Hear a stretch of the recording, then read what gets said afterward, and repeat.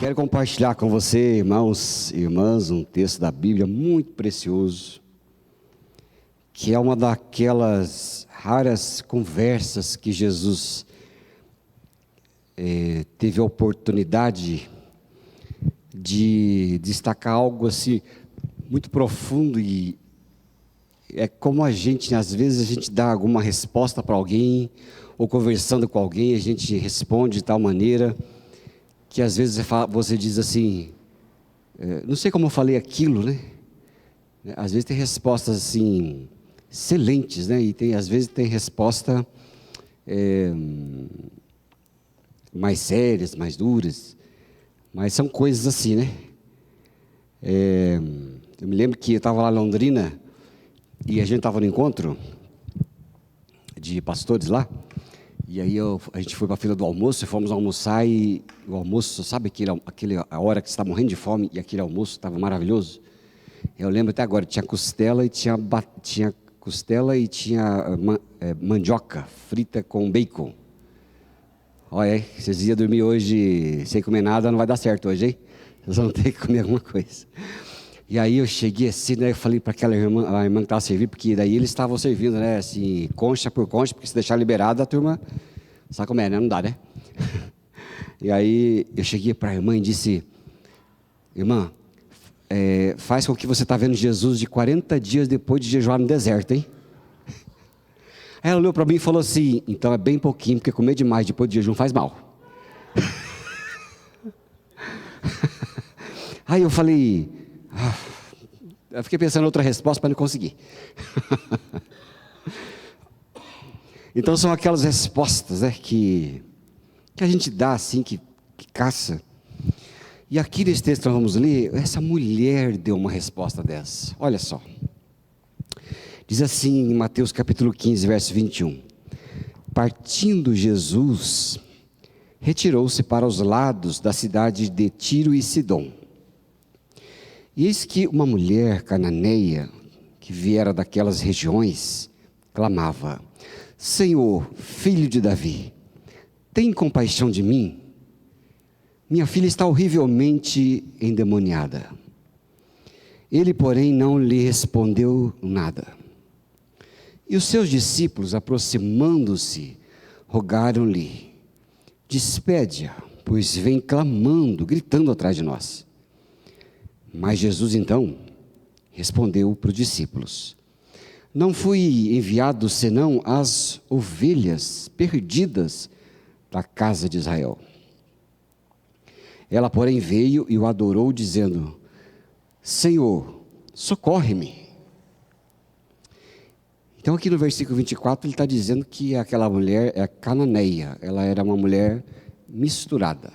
Não era da raça pura dos judeus. A mulher judia já tinha problema. A mulher misturada era pior ainda. Porque era uma sociedade extremamente masculina, machista. A mulher não tinha vez. E ela foi correndo. E Jesus, primeiro, ele não falou nada. Ele estava incitando os judeus, os discípulos primeiro. Né? O discípulo falou para ele assim, viu, manda ela embora. Aí Jesus, então, que aparentemente não estava dando bola para a mulher, agora resolveu ensinar os discípulos. É uma contradição. Ele falou assim, ei, camaradas, eu não fui enviado senão as ovelhas perdidas da casa de Israel.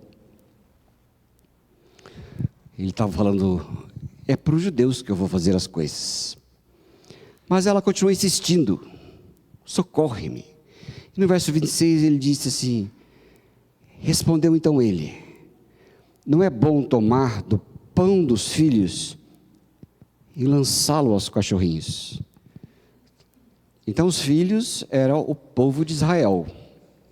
E ele falou, eu não vou tirar a bênção do povo de Israel para dar para aqueles que não são de Israel, que não são judeus. Que ele falou, os cachorrinhos.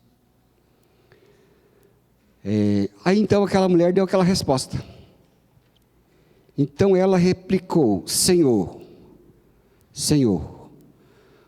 porém os cachorrinhos comem das migalhas que caem da mesa dos seus donos. Aí, não foi a resposta?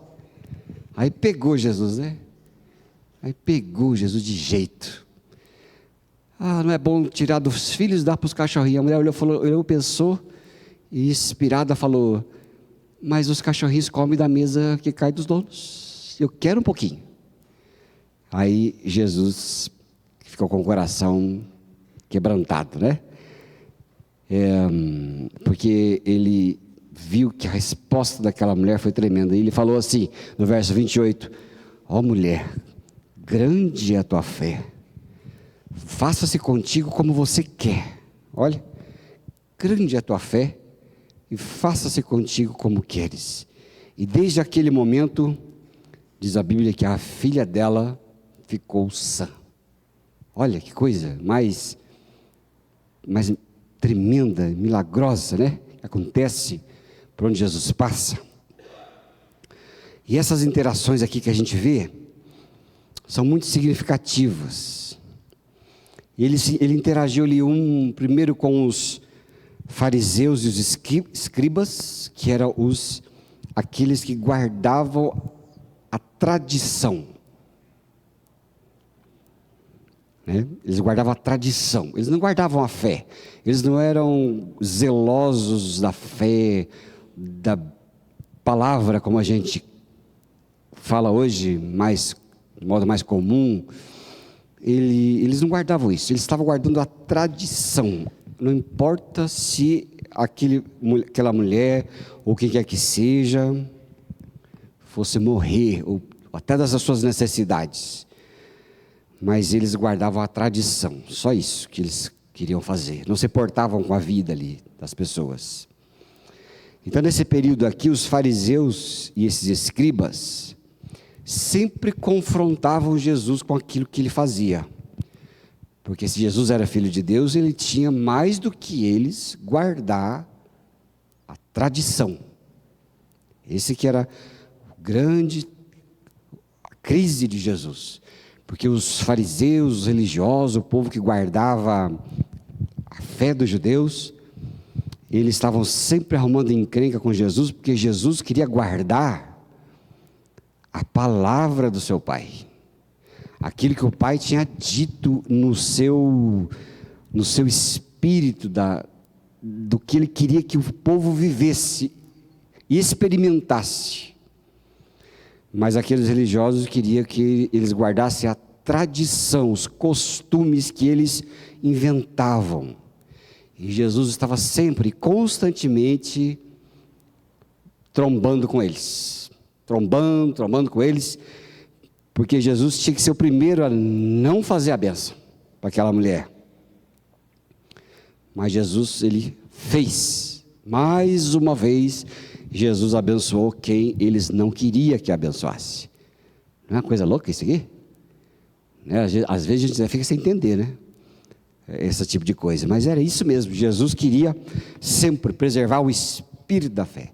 Por isso ele fazia cura no sábado, ele curava e atendia os pedidos da mulher como essa, a mulher cananeia. Por isso que ele lidava com o povo de Samaria, ou Samaria, o povo diz. Por isso ele lidava e fazia tudo o que o povo olhava e dizia, não é para fazer. Não é para fazer isso. Mas Jesus fazia, porque ele ia além. Ele queria o espírito daquilo que Deus queria fazer na vida das pessoas. Por isso ele ia muito além. O amor vai além. Aquilo que Jesus fazia ia além dos costumes de um povo tacanho. Um povo que matava. Essa semana tive uma experiência de uma pessoa que me perguntou, porque na caso ela não era casada, se ela podia tomar ceia. Aí eu expliquei para ela da ceia, porque ela disse que tinha que se consertar primeiro para depois vir tomar ceia. E a religião faz isso mesmo, vai, se conserta, depois que você estiver limpo, ou sei lá o que seja, você volta e toma ceia. Então isso é um exemplo de tradição. Isso não é evangelho. O evangelho é o contrário. O Evangelho de Jesus vem na vida da gente, nos quebranta. Ele tira, né, tá falando de cachorrinho aqui, né? Ele tira os carrapatos, ele tira a sujeira, ele tira os nó dos pelos, ele vai tirando tudo, ele coloca o corpo e o sangue dele dentro de nós, e a gente então vai sendo transformado, e de repente nós estamos limpos, de dentro para fora. E os religiosos limpavam de fora para dentro, por isso que vira aquela casta de religioso em tudo quanto é lugar, em tudo quanto é igreja, em tudo quanto é lugar, e assim, se vai, né? Sempre vai ter isso, não vai ter escape. Mas aí vira aquela capa de gente. E esses tradicionais eram desse jeito. Né? E aí eu falei, vamos orar, vamos. Aí expliquei. E na hora de fazer a ceia, ela disse, então você quer participar da ceia agora? Não posso. Não posso. Não, tá bom, você não pode, não vai se sentir mal, né? Mas eu fiquei percebendo assim, como que a tradição, a religião mata quando não tem Jesus, né? Eles queriam matar essa mulher aqui. Deixa para lá, ela é cananeia. Dá para os filhos, os judeus, deixa a mulher de fora. Jesus falou, claro que não. E sabe, gente, nessa passagem aqui, a mulher demonstra aquela fé extraordinária ao implorar a Jesus por ajuda para a sua filha que estava endemoniada. Já pensou? Uma situação horrível, né? Horrível. Mas ali, mesmo diante das aparentes recusas que Jesus estava falando ali, insistindo em ficar quieto, mas ela persiste com aquela humildade, com aquela perseverança, e reconhecendo a dependência de que era Ele, só Ele que podia atendê-la. Olha o verso, por exemplo, aqui no verso 28 de novo. Olha que coisa interessante. Então respondeu Jesus, mulher, grande é a tua fé, seja conforme tu queres. Olha, ela foi. Jesus percebeu nela um espírito humilde, porque ela viu isso. Então aquele espírito de fé mostra para nós esse desafio também grande de manter sempre essa fé inabalável, de persistência, mesmo quando as circunstâncias parecem o contrário. Mas aqui, Jesus ensina, nós devemos persistir em nosso clamor perante o Senhor sempre, porque Ele quer e pode transformar as nossas vidas, porque Ele sempre está de olho, Ele sempre está com a atenção voltada para nós, mesmo que a gente não perceba, né? Mesmo que a gente não perceba. E essa fé, né, inabalável. Aí assim, o que é fé inabalável, né? É aquela pessoa forte, aquela pessoa que ela não demonstra dor, não demonstra tristeza, que ela não demonstra fraqueza. Será que isso é fé inabalável? Eu acho interessante no meio dos crentes que muitos de nós temos vergonha em mostrar a nossa fraqueza, né? Mostrar nossos defeitos, nossas fraquezas, demonstrar que nós estamos ou doentes, ou com problema familiar, né? A gente tem vergonha de mostrar que tem problema conjugal, a gente tem vergonha de mostrar que temos problema com os filhos, daí todo mundo fala, menos a gente fala, né? Porque é assim mesmo, né? Que funciona. E a gente tem vergonha de mostrar que nós somos pessoas às vezes endividadas, nós temos vergonha, né? Muitas vezes a fé dos evangélicos ela evoluiu para uma questão de vergonha, e a gente tem vergonha. Todo mundo então que a gente vive perto, né? Todo mundo então está forte, todo mundo então está rindo, todo mundo então está contando piada, então todo mundo está, né, 100%, né? E paz do Senhor, paz de Deus, né? Sei lá como a gente fala, né? Muitos falam, né? Graça e paz, e daqui para lá, daí fica aquela coisa, né? Mas de repente a gente que é pastor sabe, daí pipoca, pá, não sei o que lá, pá, não sei o que lá, daí pipoca, vai pipocando. Meu Deus, quanta pipocância. E a gente não vê nada disso, né? Por quê? Porque A gente embarcou numa cultura da força, de que tem que ser homem de fé, mulher de fé, né? Que homem de fé, mulher de fé que não sofre, que se está ruim, não, mas vai passar em nome de Jesus, né? E aquela força que a gente vê, né? Aí confunde, a gente confunde uma transparência com murmuração. Aí a gente fala assim, vai falar que eu sou murmurador, né? Se eu falar que eu estou sofrendo, que eu estou isso, aquilo. É lógico que tem gente que murmura o tempo todo, né? Mas também a gente sabe a diferença. Mas as pessoas têm vergonha. E a gente então cria aquela cultura de gente forte. Que coisa interessante, né? Já parou nisso? A gente é forte, cultura de gente forte. Porque nós somos diferentes de todo mundo. Mas aqui é interessante que a mulher chora. Ela vai atrás. Aqui a Bíblia mostra Jesus, ele exalta aquela pessoa com aquela humildade. Né? Ela clama, ela vai atrás, ela se expõe como uma filha doente. E olha, filha doente naquele tempo sei lá, é como um filho que a gente pode ter com muitos problemas de várias coisas que a gente tem vergonha de falar para os outros. Ela era endemoniada, cananeia, misturada com outras raças e endemoniada. Olha que coisa mais louca. Mas ela foi lá e disse, olha, minha filha está assim, desse jeito. Mas ela foi atrás, ela demonstrou lá a fraqueza dela. Foi atrás e os judeus lá atrás, né? Diz, manda ela embora. Olha só, a gente é assim às vezes, né? Quando a gente vê, ou a gente tem gente que sofre perto da gente, é tendente a dizer, manda embora. E como a gente manda embora, a gente também não quer fazer igual, porque vão mandar a gente embora também, né? Então, vamos ser aceitos. Vamos ser aceitos, né? Que quanto mais pedigree, quanto mais roupa bonita, quanto mais perfume, mais dinheiro, mais aceito nós somos. Não é assim que funciona? É por isso que o povo vai atrás do status. Pois é, acontece, né? Mas olha, a misericórdia de Jesus é tremenda. Quando ele olha para aquela mulher, ele testa. Em primeiro lugar, ele recusa a gritaria dela, não chama, ela pensa que ele não deu atenção. E ela foi. Mas aqui a perseverança, a confiança dela foi além. Ela foi além. E Jesus disse assim no verso 26.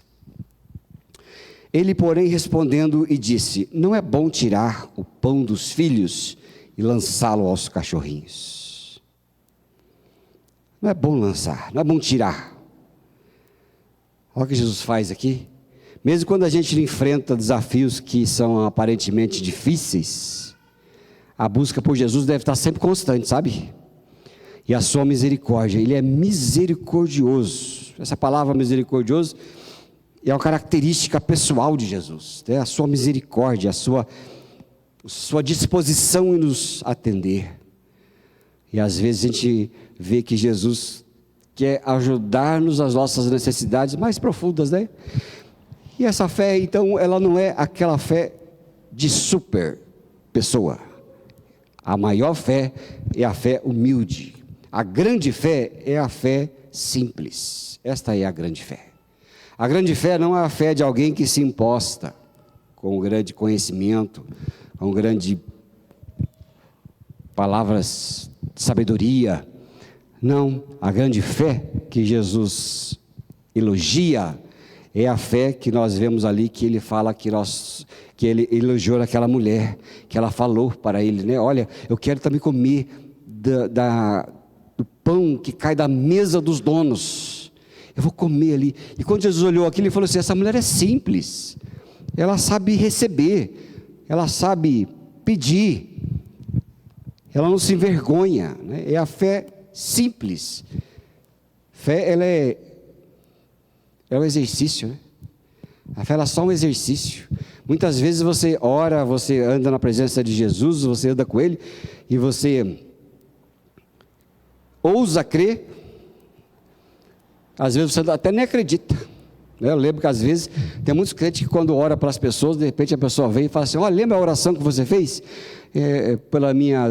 Aquela causa que você orou? Lembro. Então, eu fui curado. Aí a pessoa é capaz de dizer assim: ô louco, é mesmo? Né? Já pensou? As pessoas falam assim: ô louco. Ao invés de falar assim: ô glória, eu sabia, né? Fala: não, ô louco. Tem um monte de gente crente, ô louco, né? E fala: ó, Deus respondeu a minha oração. É? Ô louco. É coisa, né? A gente é assim. Mas eu sempre digo: nunca duvide de alguém que pede, às vezes, para você uma coisa mais absurda que existe. Nunca duvide. Nunca duvide.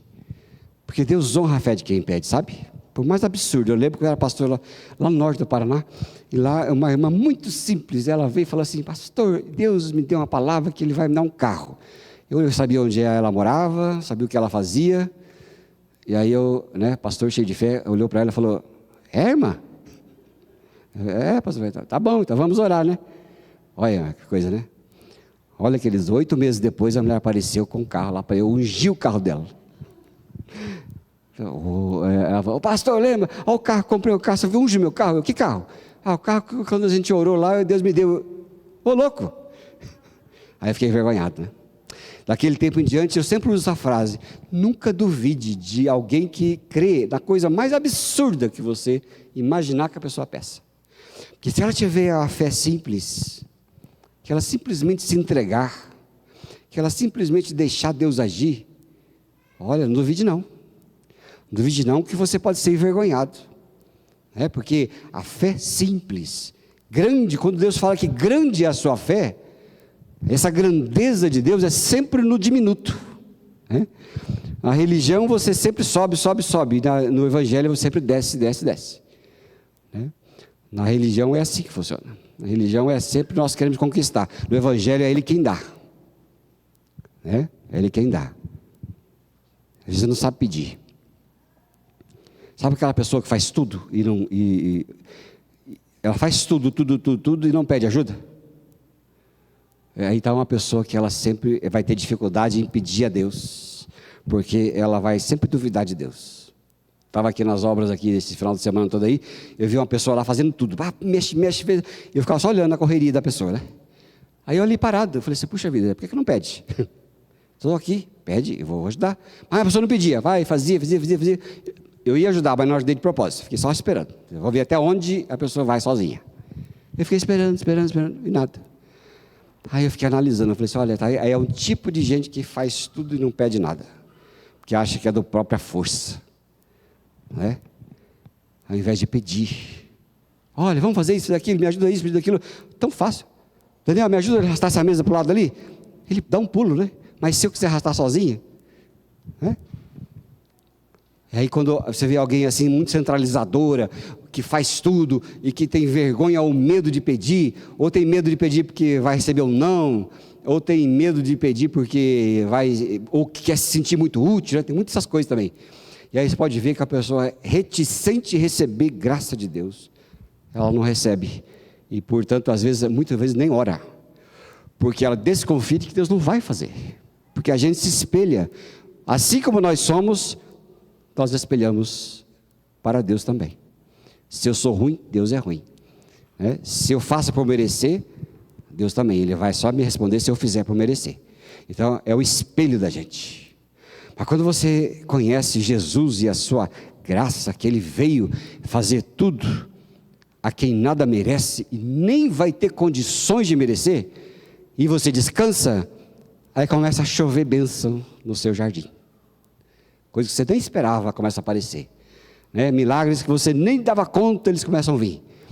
Coisas vão vindo, você vai fazendo menos esforço para ter as coisas, você vai fazendo menos esforço para viver, você se torna mais sereno, relaxado, você começa a viver melhor, porque você troca essa mentalidade de estivador, mas aquela mentalidade de aquele que recebe. E você começa a entender Jesus. Aquela mulher entendeu Jesus. Ela entendeu Jesus. E é interessante quando eu falo de cachorrinho aqui, porque quem tem cachorro em casa aí? Vocês têm cachorro? Batista, tem cachorro? Interessante, né? Eu tenho lá em casa meu cachorrinho, né? O Boners. Aí eu estou comendo, mas eles são ensinados, né? Eles sabem que ele não pode afrontar um macho dominante. Então ele fica do lado, virado para o outro lado assim, tipo uma flecha. E a gente está comendo. Mas eu sei que ali ele está bem percebendo, assim, ó. Aí eu fico olhando, ele nem se mexe assim, eu estou comendo. De repente eu falo assim, Bonerge, puf, ele pula em cima de mim. Ele já quer sei lá o que eu estou comendo. Aí parece que eu estou prestando atenção, mas ele está ligado, está bem ligado, né? Isso é a coisa interessante da gente observar. Como que Deus age com a gente, né? Mas Deus Ele dá. Parece que Ele não está se importando conosco, mas Ele está se importando assim. Da mesma maneira que eu sei que Ele está ali, se fingindo de morto, às vezes Deus olha e fala assim, olha lá, esse meu filho, ele está lá precisando, ela está precisando, está se fingindo de morto, mas eu vou abençoar ele. Jesus fazia isso, olha, a mulher corria atrás dele e ele dizia, a Bíblia diz, ele porém não lhes respondia nada, né? Jesus estava andando, mas o cachorrinho estava lá, estava andando, não respondia nada, mas ele estava atento, ele sabia que ia acontecer. Coisa interessante, né? O amor e o alcance de Jesus é maravilhoso, amém, irmãos? Nunca desconfie desse relacionamento firme com Ele. E olha só, essa atitude aqui humilde e a fé daquela mulher ativa, ela vai batendo em choque com a autoconfiança daqueles fariseus, daqueles escribas, porque aqueles achavam que sabia de tudo, que tinha a tradição nas mãos, mas não recebiam nada, né? Mas aquela mulher reconhecia a necessidade desesperada que ela tinha de Jesus e persistia. Verso 27, ela porém replicou, sim, Senhor, mas os cachorrinhos comem das migalhas que caem na mesa dos seus senhores. Olha só, aquele cultivo, aquela humildade e fé, nós devemos buscar também. Humildade e fé. Se entregar na presença de Jesus, humildemente. Não querer saber, não querer discutir, não querer se revoltar, mas sermos humildes na sua presença. Ele tem tudo sob controle. Deus quis. Ele tem tudo sob controle. Ele sabe todas as coisas. E ali, aquela necessidade, aquela dependência de Jesus fez toda a diferença. Porque os fariseus eram reticentes, eram duros, eram soberbos. Assim como tem muitos de nós que somos duros, reticentes, soberbos, duros de coração. E nós devemos olhar para o Senhor e dizer, tem misericórdia de mim, Senhor, na minha dureza. Eu gosto aqui lá no Novo Testamento, o livro de Tiago, capítulo 4, versículo 6, que tem um verso muito conhecido, né, que fala sobre a resistência de Deus à gente soberba que não recebe nada. Olha só o que diz: Deus resiste aos soberbos, mas dá graça aos humildes. Olha só, antes ele dá maior graça pelo que diz, Deus resiste aos soberbos, mas ela dá graça aos humildes. Que coisa interessante essa, né? Ele está sempre pronto a abençoar seus filhos e filhas. Aqueles que chegam diante dele em humildade. Aquele que chega diante dele não como o dono da casa, mas aquele que sabe que ele é quem é o dono da casa. Essa alegria que faz com que Deus responda às nossas orações. Essa alegria que faz com que Deus olhe para nós e fala para nós a nossa pequenez de fé. Não é? Grande é a tua fé. Quando é que a nossa fé é grande? Quando a gente fica declarando as coisas por aí? Não. Grande é a nossa fé quando a gente se abaixa, quando a gente se deita, quando a gente descansa, quando a gente fala, Senhor, já cheguei aqui no meu limite, né? Então eu não tenho nada. É o Senhor que pode todas as coisas. É o Senhor que pode me abençoar. O Senhor pode tudo, né? E eu não posso nada. A gente tem uma mania de ter força, né, gente? Querer ser dono das situações, dono das coisas, querer girar o mundo ao contrário, né? Sei que a gente tem essa mania, né? Que acha super poderoso, que revolta-se com tudo, né? A revolta com tudo. Às vezes a gente vê essas enchentes que está tendo lá no Rio Grande do Sul, que a gente está orando por eles, né? Eu acho que todo cristão está orando por aquele povo. De vez em quando a gente vê lá na notícia, lá as pessoas dizendo, olha, perdi tudo, acabou com tudo, né? Mas Deus preservou a minha vida. Aí às vezes o fariseu hipócrita diz assim, mas ela perdeu tudo aí, está dizendo que Deus preservou a vida? Deus preservou. A fé de quem tem é a fé de quem tem. Se ela crê que é da vontade de Deus, mesmo não sendo da vontade de Deus, isso caracteriza uma humildade de coração, a humildade de vida. Deus não quer que ninguém sofra, né? Não quer que ninguém perca casa, móveis, tudo que tem, nada disso. Mas quando a pessoa olha e sabe, mesmo Deus não querendo, mas que Ele tem tudo sob controle, Deus vai honrar aquela fé. Deus vai honrar aquela vida. Não é? Deus honra, acima de tudo. E é por isso, queridos, que nós nos aproximamos de Deus em oração e busca, e devemos fazer isso com humildade de coração, reconhecendo que nós somos completamente dependentes do Senhor. Não é verdade? Completamente dependentes do Senhor. Dependentes para viver, dependentes na saúde, dependentes do dia a dia, dependentes do futuro, dependentes de possíveis tragédias, dependentes de tudo. É Ele quem pode nos fortalecer todo o tempo.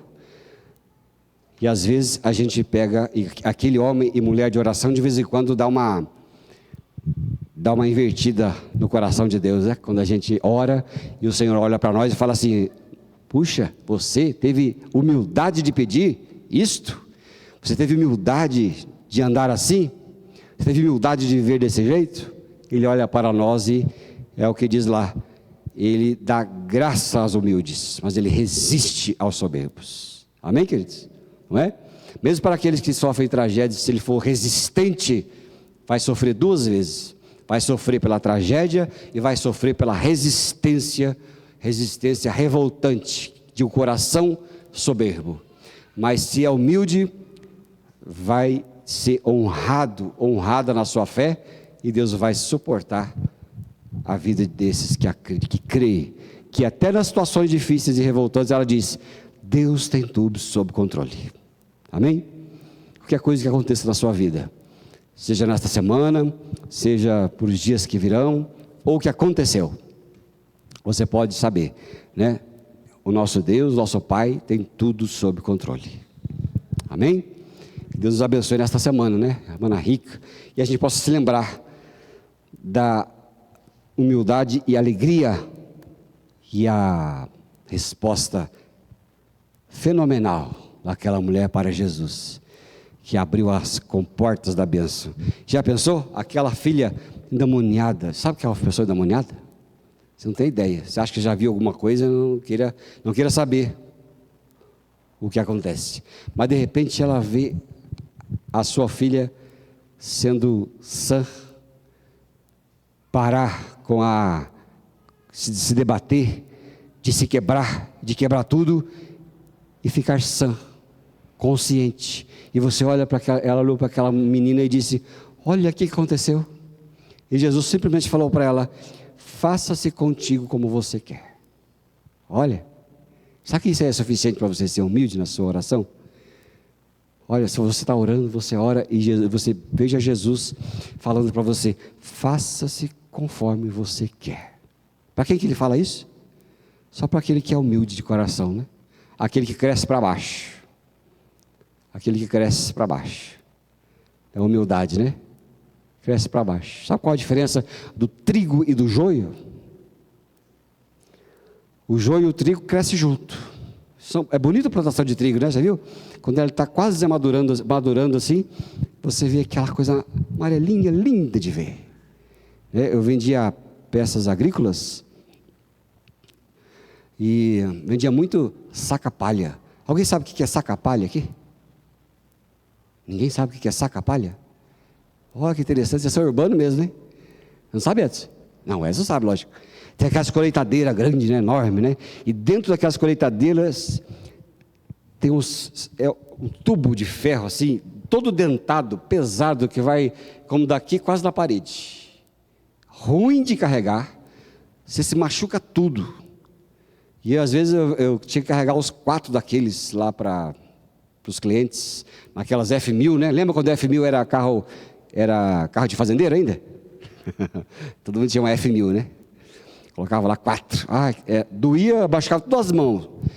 Mas a comissão era boa. Era caro aquele negócio. E aquele saca-palha, ele coloca dentro da colheitadeira e ela passa no trigo assim, ela vai moendo e é o que joga o trigo para fora e a sujeira para trás. Que chama saca-palha, né? E aquela plantação bonita. Mas quando você olha, quando está pronto para a colheita, o trigo ele cai. Ele fica caído assim. Porque ele cai, porque ele é fácil de arrancar. E como é que você vê o joio? O joio fica ereto. Ele está sempre reto. E se você pegar a moita, puxar, sair fácil é trigo. Se não sair, é joio. Tudo que está levantado é joio. Mas o que está caído é trigo. Jesus falou que ele veio separar o joio do trigo. O joio é humilde, ele desce em humildade e ele acha graça. O joio não recebe nada, porque ele está agarrado nessa terra.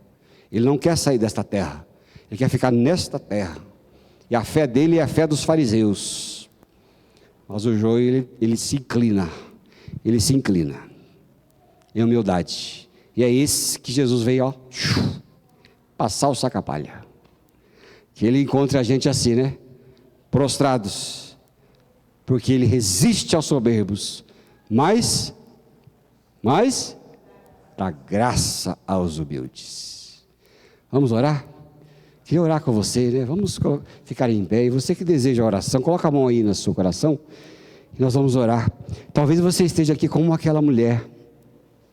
Senhor, Senhor, Senhor, Senhor, Senhor. E você olha para Jesus e fala assim, mas até os cachorrinhos comem o que cai da mesa do dono.